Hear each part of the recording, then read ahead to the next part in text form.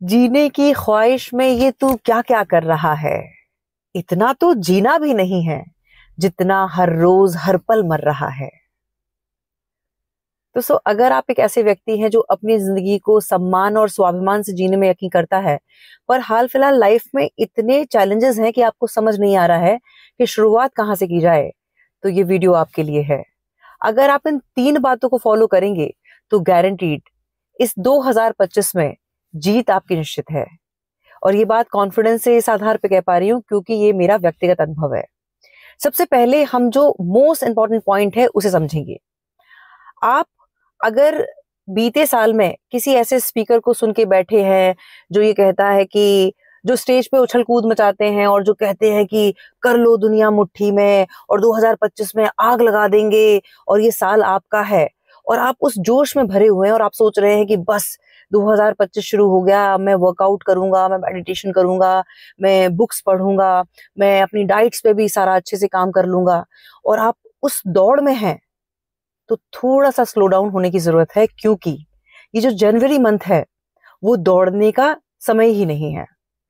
इस बात को समझें कि कैलेंडर देखने की जरूरत नहीं है, नेचर से कनेक्ट हो और कुदरत में ये देखें कि कुदरत में अभी पूरी तरह से एक शांति का अनुभव आप फील करेंगे। ये समय है रीसेट और रीस्टार्ट का। ये समय है खुद के साथ रिश्ता प्रगाढ़ करने का। एक एग्जांपल से इस बात को समझते हैं। जो लोग फिटनेस फ्रीक हैं और बहुत रिलीजियसली समर्पण के साथ वर्कआउट करते हैं और बहुत लंबे समय से कर रहे हैं, वो इस स्ट्रेटेजी को भली प्रकार से समझते हैं।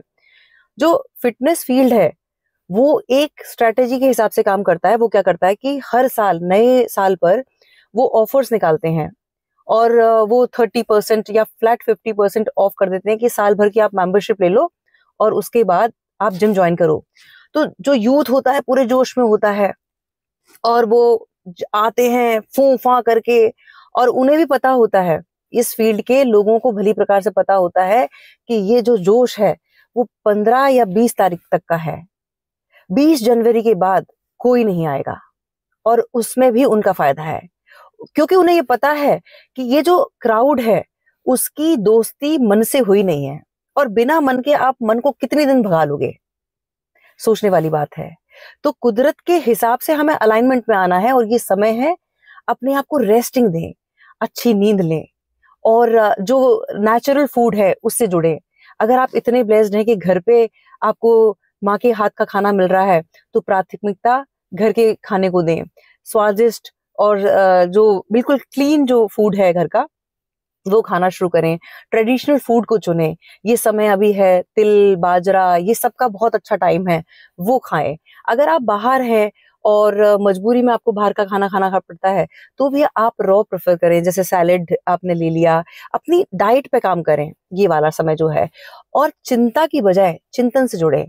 आराम से कंबल में रजाई में लेटे रहें और अपनी स्ट्रैटेजी को बनाएं।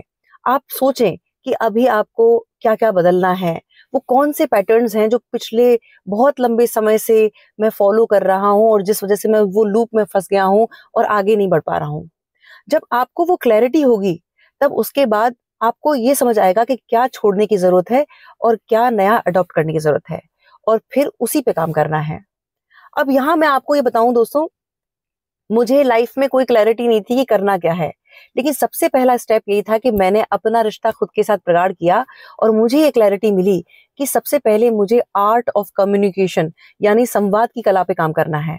और आप यकीन माने कि जब बतौर मेकअप आर्टिस्ट काम स्टार्ट किया था तो मेरा काम उतना अच्छा नहीं था, लेकिन संवाद की कला इतनी अच्छी थी कि जो मेरे क्लाइंट्स थे वो मेरे ऊपर यकीन करते थे और मुझे सहजता से काम देते थे, और उनके विश्वास और अपने विश्वास के कारण फिर मेरा कॉन्फिडेंस बढ़ा और उसके बाद मेरा काम सुधरा।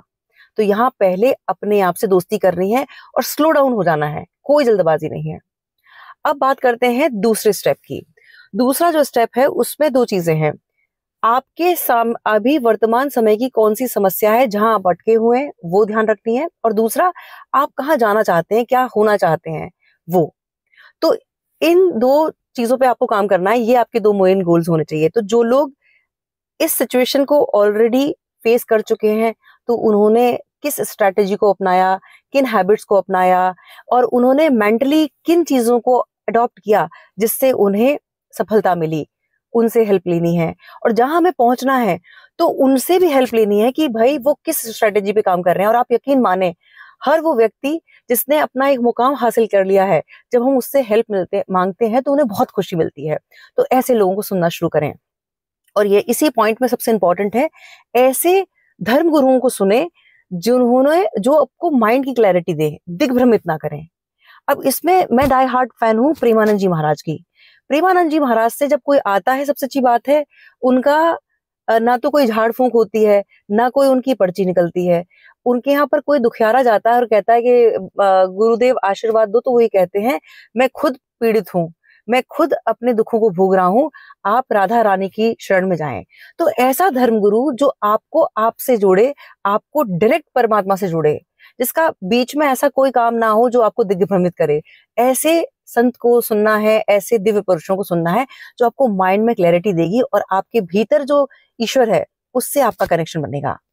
अब तीसरा और अहम, अब जो आपने अभी तक सुना और जो आपने एक्शन प्लान तैयार किया है कि क्या छोड़ना है और क्या शुरू करना है, वो सही समय होगा आपका जो हिंदू कैलेंडर के हिसाब से मार्च या अप्रैल के बीच में जो वसंत ऋतु का जो आगमन होता है, वो राइट टाइम है दौड़ने का। मतलब जो आपने एक्शन प्लान अभी तक तैयार किया है उस पर एक्शन लेना आपको शुरू करना है, और वो भी छोटे छोटे स्टेप से। दोस्तों, अगर मैं अपना जर्नी को याद करूं तो एक समय था वर्कआउट और वॉक के नाम से मुझे मौत आती थी, पर धीरे धीरे मैंने काम करना स्टार्ट किया। पहले बस ये संकल्प लिया कि बेड छोड़ देना है और सिर्फ पार्क का गेट छू के आना है। तो महीना भर तो बस जाती थी, पार्क का गेट छू के आ जाती थी। फिर उसके बाद 500 स्टेप्स, 1000 स्टेप्स, ऐसे कर करके मैंने स्टार्ट किया। और अब 2019 से अब तक का ये नियम है, मैं दुनिया के किसी भी कोने में हूँ, 10,000 स्टेप्स मुझे करने हैं तो करने हैं, और नियमित 45 मिनट्स का वर्कआउट करना है तो करना है। और वो तब पॉसिबल हुआ जब छोटे छोटे स्टेप्स लेना शुरू किया। दोस्तों, सार इस वीडियो का ये है कि मन के हारे हार है और मन के जीते जीत। मन से कभी ना हारिए, मन ही सच्चा मीत। अगर आपको वाकई कुछ करना है तो पहले आपको दोस्ती अपने मन से करनी होगी। मन से दोस्ती हो गई, फिर कुछ भी असंभव नहीं है। बहुत बहुत आभार। नमस्कार। जय श्री राम।